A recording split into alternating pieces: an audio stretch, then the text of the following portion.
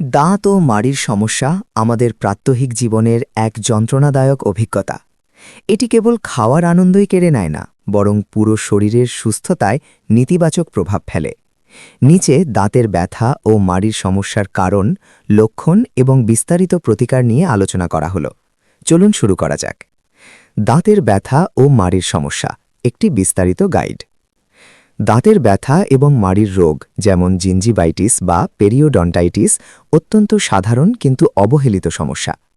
সঠিক সময়ে ব্যবস্থা না নিলে এটি দাঁত হারানো থেকে শুরু করে হৃদরোগের ঝুঁকি পর্যন্ত বাড়িয়ে দিতে পারে। ১. দাঁত ব্যথার প্রধান কারণসমূহ। দাঁত ব্যথার অনেকগুলো কারণ থাকতে পারে, যার মধ্যে উল্লেখযোগ্য: ডেন্টাল ক্যারিজ বা দাঁতের ক্ষয়। মিষ্টি জাতীয় খাবার ও ব্যাকটেরিয়ার কারণে দাঁতের এনামেল নষ্ট হয়ে গর্ত তৈরি হয়। পালপাইটিস, দাঁতের ভেতরের নরম অংশ বা মজ্জায় সংক্রমণ হলে তীব্র ব্যথা হয়। দাঁতের গোড়ায় পুঁজ বা অ্যাবসেস, ব্যাকটেরিয়া সংক্রমণের ফলে দাঁতের নিচে পুঁজ জমা হওয়া। আক্কেল দাঁতের সমস্যা, মাড়ি ফুঁড়ে দাঁত বের হওয়ার সময় তীব্র ব্যথা হওয়া। এনামেল ক্ষয়, অতিরিক্ত ঠান্ডা বা গরম খাবার খাওয়ার ফলে দাঁত শিরশির করা। ২. মাড়ির সমস্যার লক্ষণ ও কারণ। মাড়ির সমস্যা সাধারণত মুখ গহ্বরের অস্বাস্থ্যকর পরিবেশ থেকে শুরু হয়। লক্ষণ: মাড়ি লাল হয়ে যাওয়া, ফুলে যাওয়া, ব্রাশ করার সময় রক্ত পড়া এবং মুখ থেকে দুর্গন্ধ আসা।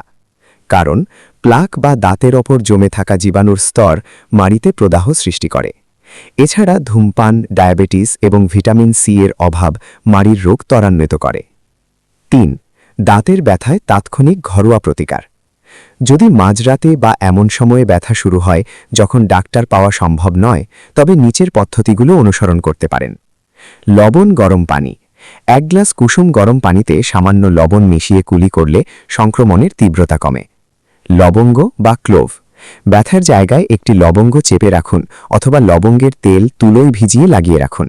এতে থাকা ইউজেনল প্রাকৃতিক অ্যানেস্থেটিক হিসেবে কাজ করে। রসুন। রসুনে রয়েছে অ্যালিসিন, যা প্রাকৃতিক অ্যান্টিবায়োটিক। ১ কোয়া রসুন পিষে সামান্য লবণের সাথে ব্যথার দাঁতে লাগিয়ে রাখলে আরাম পাওয়া যায়। বরফ সেক বা কোল্ড কম্প্রেস। যদি কাল ফুলে যায়, তবে বাইরে থেকে বরফ দিয়ে সেক দিলে রক্ত সঞ্চালন কমে এবং ব্যথা ও ফোলা উপশম হয়। ৪. দীর্ঘমেয়াদী সমাধান ও প্রতিরোধ। দাঁত ও মাড়ি ভালো রাখতে কেবল ঘরোয়া প্রতিকার যথেষ্ট নয়, বরং জীবনযাত্রায় পরিবর্তন আনা জরুরি। ৫. কখন চিকিৎসকের কাছে যাবেন? যদি দেখেন ব্যথার সাথে জ্বর আসছে, শ্বাস নিতে বা গিলতে কষ্ট হচ্ছে, অথবা মাড়ি থেকে অনবরত পুঁজ বের হচ্ছে, তবে দেরি না করে অভিজ্ঞ দন্তচিকিৎসকের পরামর্শ নিন। অনেক ক্ষেত্রে রুট ক্যানাল বা ফিলিংয়ের প্রয়োজন হতে পারে। দাঁতের যত্ন মানেই সুস্থ জীবনের পথে এক ধাপ এগিয়ে থাকা। মুখ গহ্বর হল শরীরের প্রবেশদ্বার। এখানে রোগ বাসা বাঁধলে পুরো শরীর অসুস্থ হতে পারে। তাই অবহেলা না করে প্রাথমিক লক্ষণ দেখা দিলেই সচেতন হন। আমাদের এই স্বাস্থ্য বিষয়ক তথ্যগুলো যদি আপনার উপকারে আসে, তবে ভবিষ্যতে আরও এমন বিস্তারিত পরামর্শ পেতে দয়া করে আমাদের চ্যানেল বা পেজটি সাবস্ক্রাইব করে রাখুন। সুস্থ থাকুন, সুন্দর হাসি বজায় রাখুন।